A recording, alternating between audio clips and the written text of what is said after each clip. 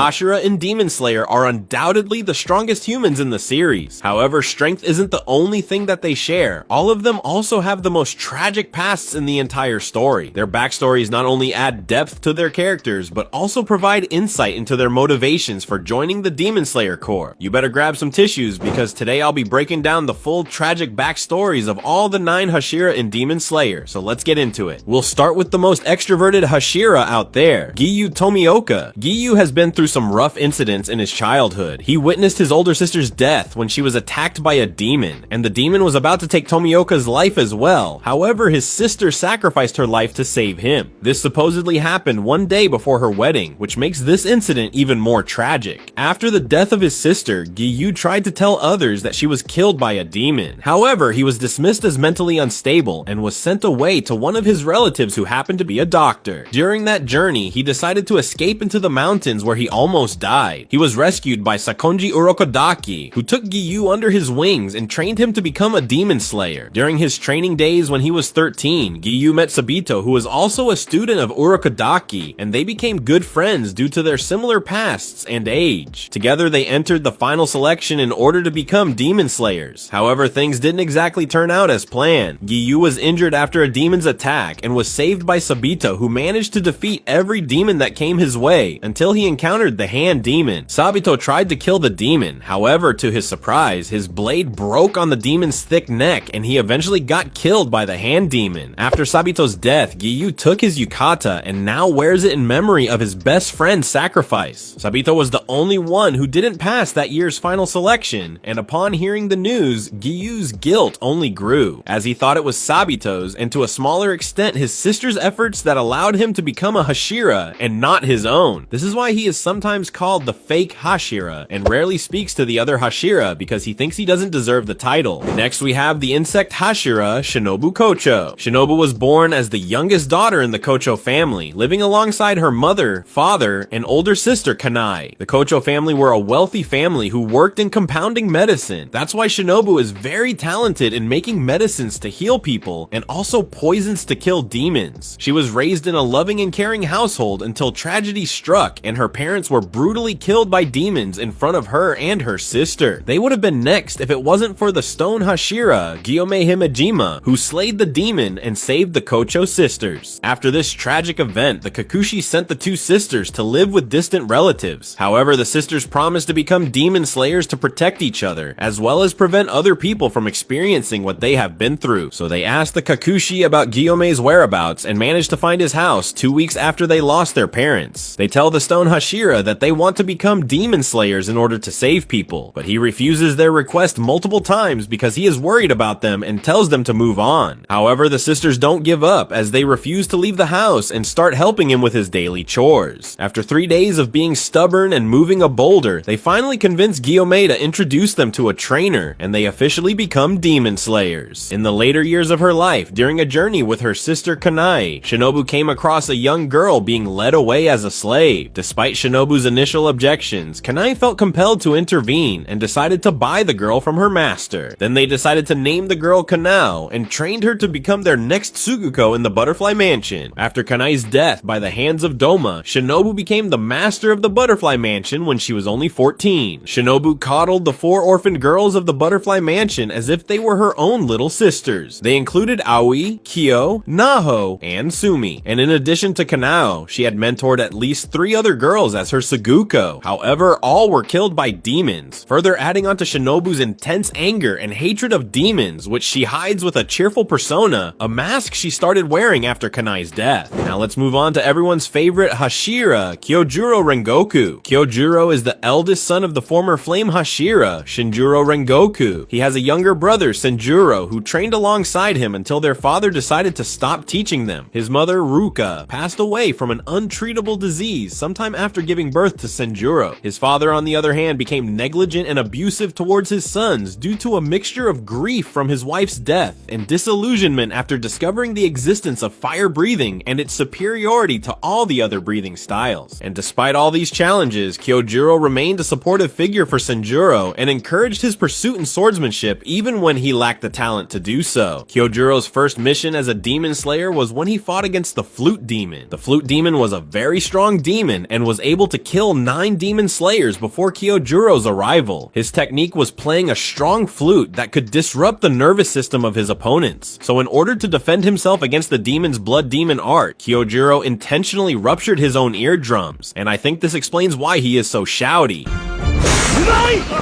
In the end, he managed to defeat the demon and save a little girl, marking his first mission as a victory. Sometime later, when he was still a Kinoi, he trained a young, abnormally strong girl as his Tsuguko, and that girl was none other than Mitsuri Kanroji, the current love Hashira. Although the two were very fond of each other, Mitsuri just couldn't master flame breathing no matter how dedicated she was. So she ended up altering the flame breathing she learned from Kyojuro to create her own breathing style, the love breathing. We will talk about this in detail later in this video when we get to the love Hashira. One day, all the Hashira are summoned by Kagaya, but Shinjiro refuses to attend the meeting and tells Kyojuro he can go instead. So he wears his father's Haori and heads to the meeting, and despite his father continuously telling Kyojuro he and Shinjiro don't have enough talent to become swordsmen, Kyojuro didn't give up and wanted to become the next flame Hashira. During the meeting, some of the pillars, including Sanemi and Tengen, imply that Kyojuro doesn't deserve to be there since he's not a Hashira. Kyojuro explains that he is only here because his father refused to come to the meeting, and he expresses his desire to become the next flame Hashira. And Sanemi, being Sanemi, straight up challenges Kyojuro and tells him to fight back if he really wants to become a Hashira, but Kyojuro refuses to do so and says that he would never hit a human being. The other Hashira are surprised as they witness Kyojuro holding his own against Sanemi and withstanding his attack. After Kagaya sees Kyojuro's desire and abilities, he gives him the opportunity to prove himself worthy by defeating the Lower Moon 2 demon, Heiro, a demon who has been threatening the people in Tokyo. And just to remind you, if you don't remember, a demon slayer can become a Hashira only after they defeat 50 demons or one of the 12 Kazuki. Kyojuro accepts the challenge and takes Mitsuri along with a few other demon slayers to help him on the mission. Mitsuri learns a lot from Rengoku in this battle, but again, we will talk about this in detail once we get to her backstory. After a long and challenging battle, Kyojuro manages to defeat Heiro, and as a result, he replaces his father as the new flame Hashira. Next, we have the luckiest and most flamboyant Hashira, Tengen Uzui. Tengen comes from a shinobi clan known as Uzui, and was born into a family with 9 children. 3 of his siblings passed away before they even turned 10 due to intense training. The remaining 6 siblings, including Tengen, were forced to fight each other to the death under their father's orders, all while wearing masks so they didn't know whom they were fighting. Unfortunately, Tengen realized what was really going on only after he had killed 2 of his brothers. By the time he turned 15, 7 of his siblings had already passed away, leaving only him and his younger brother, who was 2 years younger than him. His father was forcing them to go through brutal training because he believed this would save their clan, and made them believe that they needed to take innocent lives for their benefit and solely have a wife as means for producing offspring. As Tengen's last surviving brother embraced their father's mindset and showed no remorse for killing their siblings, Tengen was filled with disgust and decided to leave the clan forever. So he left the village with his wives without fighting his brother. And speaking of his wives, the Uzui family practices polygyny, and the head of the clan chooses partners for the clan members. So when Tengen was only 15, he had 3 wives who were all chosen by the head of the clan. After they abandoned their clan, Tengen taught his kunoichi wives to value themselves before any mission. You see, from a very young age, shinobi are trained to prioritize their missions and their clan above everything else, including their own lives. That's why Tengen encouraged his wives to value their own lives over anything else. This goes to show that with abandoning his clan, Tengen also abandoned their ideology completely. He even once considered to wipe out the entire clan, but just couldn't find it in his heart to kill his father and brother. And for a while, it became a habit for him to say he is going to hell due to his past actions within the clan. And he only stopped saying that after Makio got angry with him, Hinatsuru cried and Suma bit him. I mean, you can't blame the guy. After leaving the Uzui clan, Tengen and his wives met Kagaya Ubuyashiki, and he joined the Demon Slayer Corps. He would later go on to climb the ranks and eventually become the Sound Hashira. It's also worth mentioning that Tengen has an immense amount of respect for Kagaya. This is because he empathized with Tengen, understanding how difficult it must have been for him to abandon everything about his past in order to take on a new path. Now let's move on on to the youngest Hashira, Muichiro Tokito. Muichiro and his twin brother Yuichiro were born into a family who lived in the woods. His father was a humble woodcutter, and Muichiro enjoyed helping him with his daily work. When Muichiro was only 10 years old, his mother passed away from bronchitis, and sadly he also lost his father on the very same day. His father had actually gone to find medicinal herbs for his sick wife during a storm, but unfortunately he fell off a cliff and died. The two 10-year-old twins were suddenly left alone, and they continued to live together doing the work they learned from their parents. After the tragedy, Yuichiro ended up developing a cold and impassive outlook on life. He believed that their father shouldn't have risked going out in the storm to save their mother, because her condition was already too bad to be healed with some herbs. And had their father just stayed at home that night, only their mother would have died instead of both of them. Muichiro, on the other hand, took after the kind nature of his father and completely disagreed with Yuichiro's perspective on life. Sometime later, when the twins were around 11, Amane Obuyashiki, Kagaya's wife, visited the twins and invited them to join the Demon Slayer Corps. She told them that they were the descendants of legendary swordsmen who were the users of the very first breathing techniques. And while Muichiro loved the idea and wanted to save innocent people from demons, Yuichiro rejected the proposal and drove Amane away. He believed that doing something for others won't get them anywhere, and if they did that, they would just end up like their parents. After that day, the twins stopped talking to each other and the distance between them started to grow. Lady Amane continued to visit them. However, Yuichiro turned her away every time she came. One night, a demon found their home and attacked the twins, which resulted in Yuichiro losing his left arm while trying to protect Muichiro. As the demon insulted them for their worthlessness, Muichiro suddenly channeled his inner Ackerman and attacked the demon with all the tools at his disposal, and the demon eventually died when the sun came out. When Muichiro finally returned to the house, he found his brother near death, praying for Muichiro's survival. Muichiro laid next to Yuichiro and grasped his hand as he sadly passed away. Amane and her daughters later arrived to heal the severely wounded Muichiro and saved his life. Muichiro then would lose his memories and leave his old life behind to serve the Demon Slayer Corps. Due to his legendary lineage and incredible strength, he quickly rose to the rank of Hashira in only 2 months when he was 14. Due to his past trauma and memory loss, he began taking after Yuichiro's personality as he became more cold and distant. He also felt a boiling rage inside him towards demons, which continues to motivate him to hunt them down to this day. Shortly after joining the Demon Slayer Corps, Muichiro met his swordsmith, Tetsuito, who deeply cared about the young boy. Aside from forging Muichiro's blade, Tetsuito also helped him by talking to him and expressed his understanding and empathy towards the young Hashira and his tragic past. Next we have the Wind Hashira, Sanemi Shinazugawa. Sanemi was the eldest son of 7 siblings and lived with both of his parents. His father was abusive, constantly lashing out at his children and his wife. His mother always sacrificed herself and protected her children from his husband's violent attacks. However, their lives took a drastic turn when Sanemi's father was killed by a rival who had a grudge against him. After their father's death, Sanemi and his younger brother Genya had to step up and they both took care of their family. Sometime later, their mother didn't return home one night and Sanemi went out in the hope of finding her. At some point, he stumbled upon his mother and realized she had turned into a demon. Unfortunately, Sanemi couldn't stop her from returning home and killing all of his siblings except Genya, and just before she could kill him as well, Sanemi tackled her through the window and started fighting against his mother. In the tragic battle, Sanemi ended up with 2 large scars across his face and eventually killed his mother thanks to his Morechi blood. And if you don't remember what Morechi blood is, it's a special blood type that distracts demons and slows them down. As Genya rushed into the street to find a doctor for his siblings, he found Sanemi with their mother lying dead at his feet. Panicking and not knowing what was really going on, he started screaming at Sanemi and accused him of killing their own mother. Sanemi didn't have the heart to explain the truth to his brother. Instead, he abandoned him and dedicated his life to killing demons. At this point in time, Sanemi didn't even know that there are people out there called the Demon Slayer Corps, whose sole job is to hunt demons. So he just used whatever weapons he could get his hands on to capture demons at night and burn them in the sunlight. And this was all possible thanks to his extremely rare blood type once again. During one of his demon hunts, Sanemi encountered an actual demon slayer, Masachika, who helped him and introduced him to a proper trainer. The two of them would then become friends and defeat the Lower Moon 1 demon together. But unfortunately, Masachika died in that battle, and only Sanemi was promoted to the rank of Hashira. Masachika's death made Sanemi angry, and he took his anger out on Kagaya during a Hashira meeting, accusing him of happily giving orders from above while the demon slayers bleed bleed and die for his cause. But to his surprise, Kaguya accepted the criticism gracefully, and he even apologized. He explained that he wanted to become strong and protect innocent people like the Demon Slayers, but his body is simply not suited for fighting. Kaguya's face and his kind words reminded Sanemi of his mom before she turned into a demon. Kaguya also expresses regret for Masachika's death and knew that he was as close as a brother to Sanemi. Sanemi was taken aback when Kaguya recalled Masachika's name, and he finds out from Kanae that ever since he became the leader of the organization, Kaguya has remembered the names of every single demon slayer who has passed on. Then Kaguya goes on and gives Sanemi Masachika's will, which he had left behind. After reading his best friend's will, Sanemi discovered that Masachika saw his dead brother in him and broke down in tears as he remembered that he still has a brother out there. All of that made Sanemi regret his harsh words to Kaguya and gave him a newfound respect for the leader of the Demon Slayer Corps. And now let's talk about the love Hashira, Mitsuri Kanroji. Mitsuri was born into a warm and caring family, surrounded by her parents and 4 siblings who loved each other. She was gifted with extraordinary strength thanks to her unique muscle composition, which even shocked her mother, who herself was known for her strength. She also has a great appetite and could eat as much as 3 sumo wrestlers ever since she was very young. In fact, her unique hair color comes from eating 170 Sakura rice cakes a day for 8 months. However, her unusual physique and hair color made her an outcast in the traditional society she grew up in and resulted in her marriage being called off when she was 17. After this rejection, Mitsuri decided to change herself completely in an attempt to fit in better with her society, so she dyed her hair black, pretended to be weak, and forced herself to eat a normal amount of food. Shortly after making these changes, a man became interested in her, and Mitsuri was about to get married soon. However, she felt something wasn't right, and finally realized that pretending to be someone else doesn't make her happy. Luckily, sometime later, Mitsuri encountered the leader of the Demon Slayer Corps, Kaguya Ubuyashiki. Kaguya told her that her strength is a gift, and anyone who speaks ill of her is just jealous. His words touched Mitsuri, and she decided to join the Demon Slayer Corps, where she finally found true acceptance. After joining the organization, she started working with Kyojuro Rengoku and became her Tsuguko. She was able to pass the final selection and become a Demon Slayer in just 6 months. Impressed by her achievement, Kyojuro gifted her a white Haori, which she still wears to this day. Kyojuro wanted to teach her flame breathing, however she just couldn't master it no matter how much she tried, and it was only after the battle against the Lower Moon 2, Hyro, that she created her own breathing style, which she derived from Kyojuro's flame breathing. And a fun fact about her love breathing is that she named some of her techniques after cats. This is due to the fact that she used to own a cat as a child, and she still loves talking about cats with the stone Hashira. And like I mentioned when I talked about Kyojuro's backstory, Mitsuri learned a lot from the flame Hashira during their joint mission in Tokyo. Since Kyojuro also has unusual hair, he gets quite a few comments about being weird and unconventional, but he just brushes them off and continues to smile as he tells Mitsuri that appearances are a trivial problem. This inspires Mitsuri to follow in Kyojuro's footsteps and realizes that she has finally found people that accept her for who she is. Another reason why Mitsuri joined the Demon Slayer Corps was because she wanted to find a man stronger than herself and eventually marry him. However, this didn't exactly go according to the plan, as she quickly advanced through the ranks and became a Hashira. This meant that even within the Demon Slayers, very few men were actually stronger than her. She finally did find a man who she actually loved, and that man was none other than the Serpent Hashira, Obanai Iguro. And it was never a one-sided love, as Obanai also deeply loved Mitsuri and enjoyed spending time with her. In fact, it was love at first sight for him when the two first met each other at the Ubuyashiki mansion, and to show his affection, he often gave Mitsuri gifts like food and enjoyed sharing meals with her. Even the green socks she currently wears were a gift from Obanai, which although never confirmed, but it's pretty obvious that he picked green so that it would match the green ends of Mitsuri's hair. However, unfortunately, the two never actually found the confidence to confess their feelings to each other. For Mitsuri, it was because of the trauma of her failed marriages in the past that she felt unworthy of Obanai's love. And for Obanai, it was also because of his past trauma, which I'll talk about in a minute. So let's move on to the man who was in love with Mitsuri, Obanai Iguro. The Serpent Hashira was born into a family consisting only of women. His family worshipped a demon who took the form of a woman with a snake-like lower body and face. Obanai's family were thieves and lived off the wealth stolen from those who had been killed by the serpent demon. And in exchange for this, the family would sacrifice their newborn babies to the demon, as she had a great taste for infants. The women convinced Obanai that he was the only boy born into the family in